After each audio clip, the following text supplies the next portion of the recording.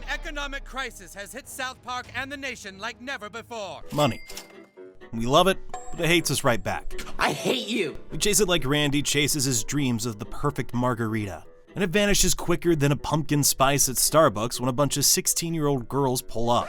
And it's gone. Nobody's captured this toxic relationship better than South Park's Margaritaville episode. A masterclass in economic collapse that resonates even harder today. The economy tanks, Americans turn into walking bundles of fear and confusion. And so why is our economy failing us? Because the government! We start hunting for someone to blame, craving answers so desperately we'll follow any random dude speaking financial gibberish with enough confidence. It is the Jews! Covetous Jews who have taken all our money and hoarded it for themselves! Randy Marsh becomes our perfect mirror. Fault lies in all of you! Draped in bed sheets, preaching about an angry economy. Cut spending to only the bare essentials. All while secretly planning his escape to Cabo, with his life savings stuffed in his grandma's holiday fruitcake tin. South Park nails how we cope with economic disaster by turning finance into a religion. The economy is our shepherd. We shall not want. The faithful gather around financial gurus like cult members, nodding along to buzzwords they don't understand. Volatility, they whisper. Quantitative easing, they chant. Meanwhile, the high priests of Wall Street keep their real secrets hidden behind a wall of jargon thicker than Cartman's ego. Shut your goddamn Jew mouth! I'm still chuckling at the scene where Stan tries returning his dad's stupid blender. I want to return this Margaritaville my stupid dad bought. He bounces between departments, each expert speaking a language more confusing than the last. Oh, I'm sorry, sir. I'd like to give you a refund, but I'm afraid it's not doable. That's not just comedy gold. It's South Park exposing how financial institutions keep us bewildered on purpose. Yeah, we can't give you your money back for that. Yeah, no. You'd have to talk to the people on Wall Street. Yeah. The more complicated they make it, the less likely we are to question what's really going on. Just talk to the Treasury Department in D.C. They're the ones who really understand how all this works. And then there's Kyle, our unlikely economic savior. While everyone's running around blaming immigrants, corporations, and each other, he figures out what we're all too scared to admit. The economy isn't some vengeful deity. It's just us, people buying stuff, selling stuff, and occasionally losing our minds over stuff. Faith is what makes an economy exist. Without faith, it is only plastic cards and paper money. What I find genius is when Randy starts preaching about the economy's vengeance. Well, here we are, my friends. You have brought the economy's vengeance upon yourselves. I've seen mega churches with less devoted followers than South Park's economic cult. The townspeople ditch their clothes for bedsheets, trade cars for llamas, and start pelting anyone who buys unnecessary items. You know, totally normal crisis behavior. Take that punishment, heathen! Wow! Oh, darn it! But what makes this so brilliant isn't just the religious satire, it's how perfectly it mirrors our own economic meltdowns. Like those financial experts on TV who speak in riddles while the stock market burns. Or those self-proclaimed market gurus popping up on social media, each one claiming they've cracked the code to infinite wealth. That whole scene at the Treasury Department, comedy gold. I want to return this Margaritaville. My dad bought it on a payment plan set up by a finance company that got investors from Wall Street who combined it into securities sold to the banks who transferred it to you. Stan follows his blender problem up the chain of command, desperately seeking someone who understands what's going on. No problem.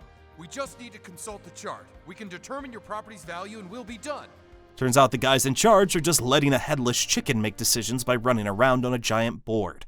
Sounds ridiculous until you realize it's probably more reliable than half the economic forecasts out there.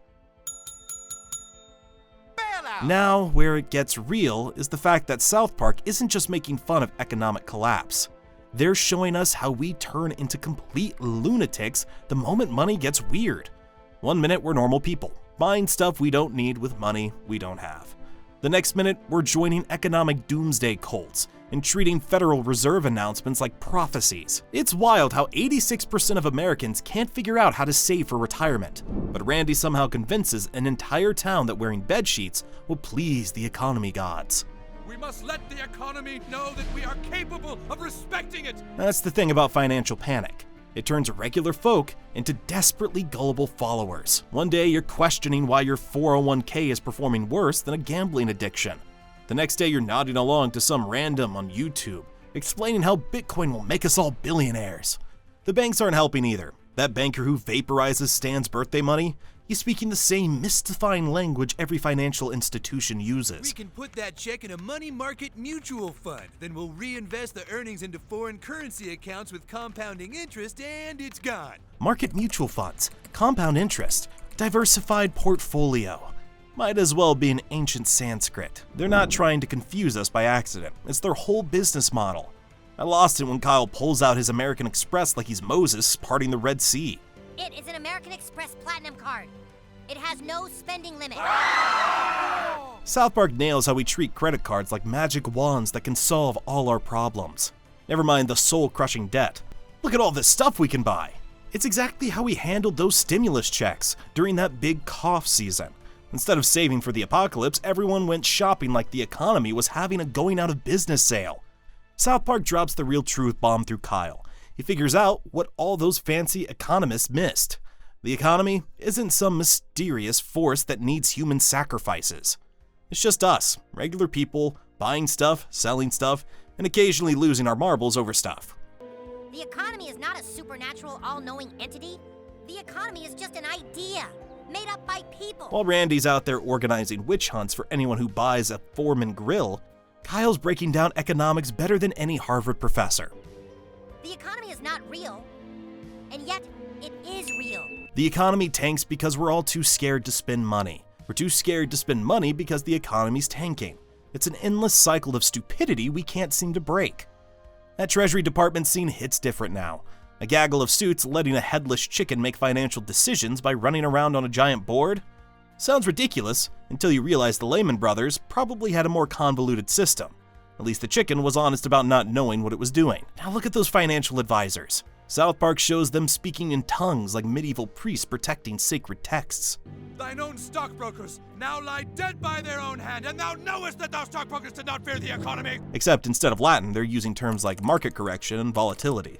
Same energy though. Keep the peasants confused and dependent on your wisdom. The real masterstroke comes when Kyle finally snaps. Instead of joining Randy's economic doomsday cult or trusting the headless chicken futures market, he does something truly radical.